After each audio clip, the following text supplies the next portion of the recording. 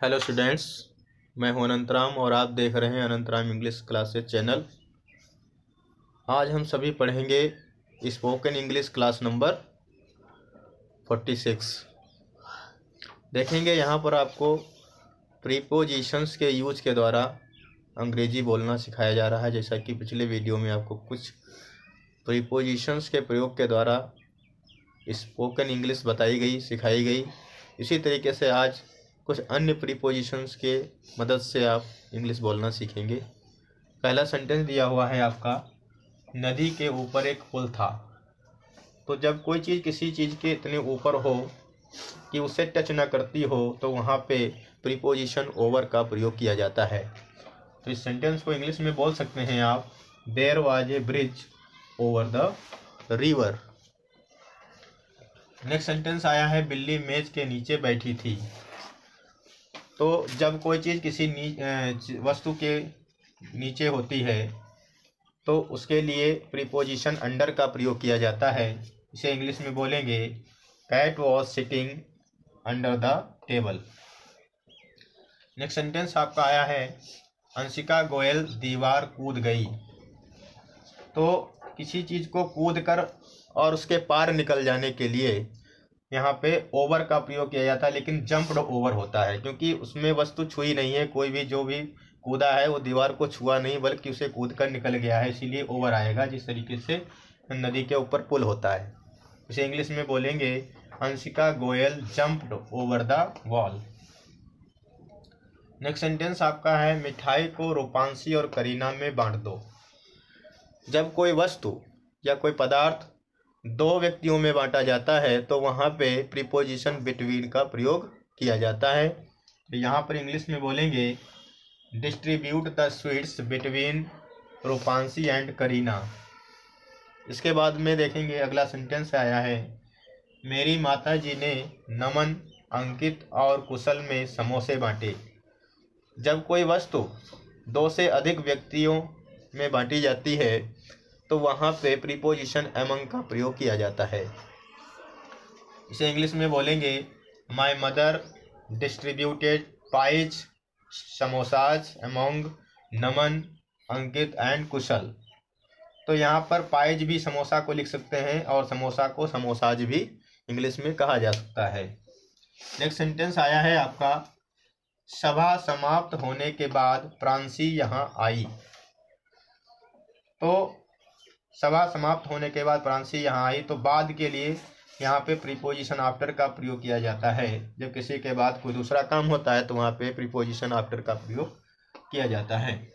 तो यहाँ पे बोलेंगे, Pranshi came here after the meeting was over. Over आता है आपका खत्म होने के लिए, समाप्त होने के लिए भी आता है। अनुराग विद्यालय के पीछे छिप गया। तो यहाँ पर पीछे की इंग्लिश आई है बिहाइंड, ये प्रीपोजिशन है आपकी। जब कोई चीज़ किसी चीज़ के पीछे छिपी होती है तो उसके लिए प्रीपोजिशन बिहाइंड का प्रयोग किया जाता है। इंग्लिश में बोलेंगे, Anurag hid himself behind the school.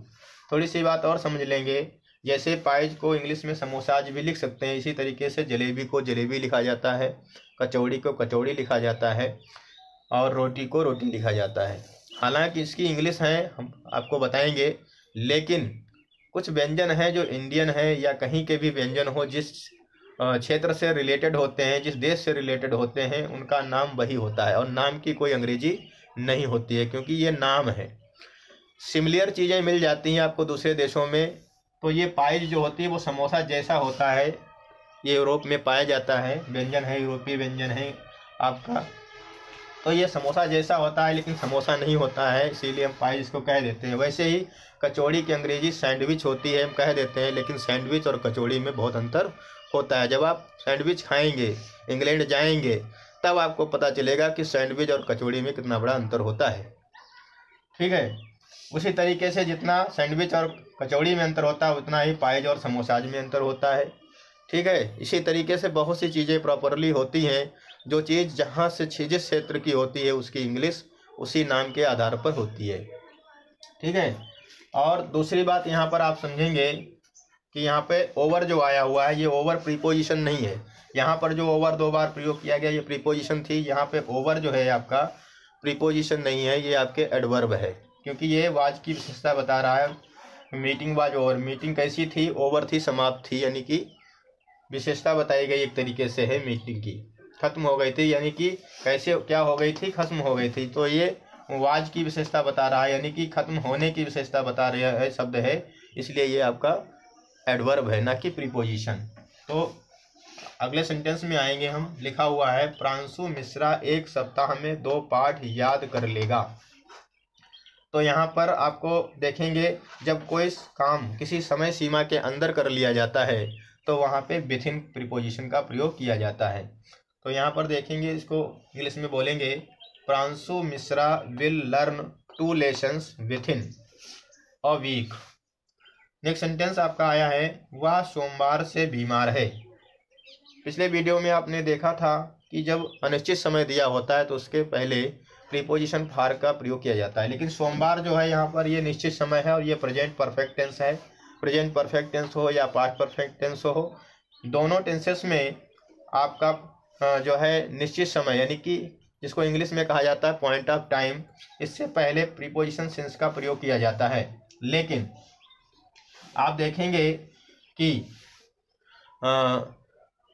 Future perfect continuous tense जो होता है उसमें निश्चित समय यानी पॉइंट ऑफ टाइम के पहले सिंस नहीं आता है, वहाँ पर फ्रॉम का प्रयोग किया जाता है। केवल फ्यूचर परफेक्ट कंटिन्यूअस टेंस में रूल बदल जाता है, बाकी past perfect continuous tense, present perfect continuous tense में आपका सिंस ही आएगा।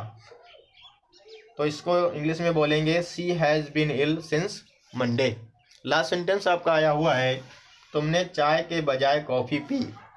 तो यहाँ पर के बजाय की प्रीपोजिशन आई है, इंग्लिश आई है इंस्टीड ऑफ। ये आपकी कैसी प्रीपोजिशन है, जैसा कि आपको पिछले वीडियो में बताया गया था कि there are 3 kinds of preposition, simple preposition, compound preposition and phrase preposition. तो ये इंस्टीड ऑफ जो आपकी आई है ये फ्रेश प्रीपोजिशन है।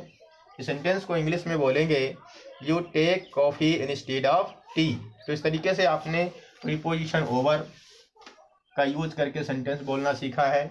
उसके बाद में प्रीपोजिशन अंडर का यूज करके सेंटेंस बोलना सीखा, बिटवीन का प्रयोग करके सीखा है, अमंग का प्रयोग करके इंग्लिश बोलनी सीखी है आपने, और आफ्टर प्रीपोजिशन का प्रयोग करके, और बिहाइंड जो कि ये कंपाउंड प्रीपोजिशन है आपकी, इसको यूज करके आपने प्रीपोजिशन जो है सेंटेंस बोलना सीखे हैं, इंग्लिश बोलना सीखी है। विथ इन है आपकी कंपाउंड प्रीपोजिशन है।